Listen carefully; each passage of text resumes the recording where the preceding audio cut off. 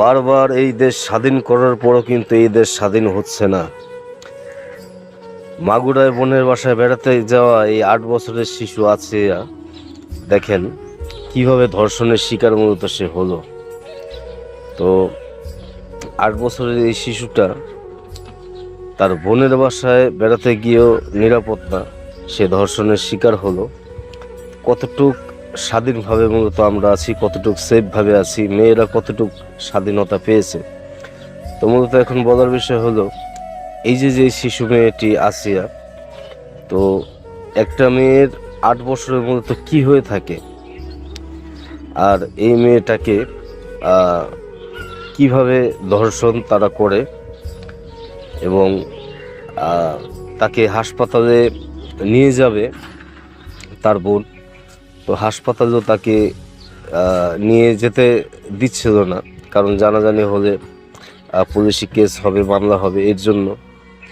তো কতটুক স্বাধীনভাবে মূলত আমরা বেঁচে আছি, আর কবে মূলত আমরা পরিপূর্ণ স্বাধীনতা পাবো, এই প্রশ্নটা আপনাদের কাছে ছুড়ে দিলাম। আমাদের বলা ছাড়া আর শোনা ছাড়া আর কী বা মূলত করার আছে। এখন বিষয়বস্তু হলো কতটুক শাস্তি ধর্ষক পাবে, সেটাই হলো দেখার বিষয়। সত্যিকারের কতটুকু বিচার পাবে, এটাই হলো মূলত এখন দেখার বিষয়। আর যদিও নির্যাতিত আইন বাংলাদেশে আইন আছে, কিন্তু বাস্তবায়নটা খুবই কম। তো কতটুকু বাস্তবায়ন হয় এটাই হলো দেখার বিষয়।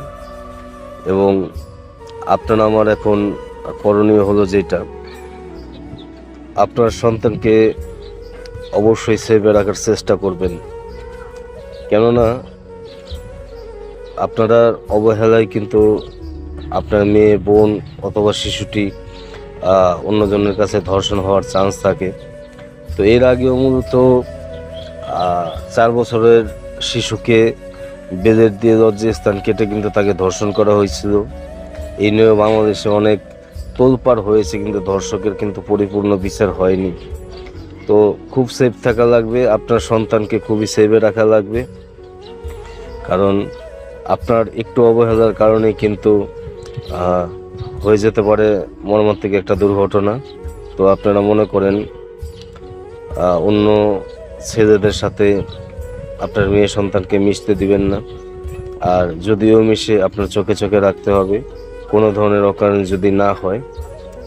এবং যেখানে বেড়াতে যান কিংবা যেখানে যান, স্কুলে বা মেয়েকে স্কুলে দেন বা মাদ্রাসায় দেন, যেখানেই দেন, অবশ্যই মেয়েকে চোখে চোখে রাখবেন, কড়াকড়ি নজরদারিতে রাখবেন। তাহলে হয়তো আপনার সন্তানটি সেভে থাকবে আশা করা যায়। তো হুঁশিয়ারিমূলক একটি আপনাদেরকে একটি মেসেজ দিয়ে গেলাম। ভালো লাগলে ভিডিওটা শেয়ার করবেন এবং অবশ্যই আপনারা সতর্ক হবেন। তো ভালো থাকবেন সবাই, আল্লাহ হাফেজ।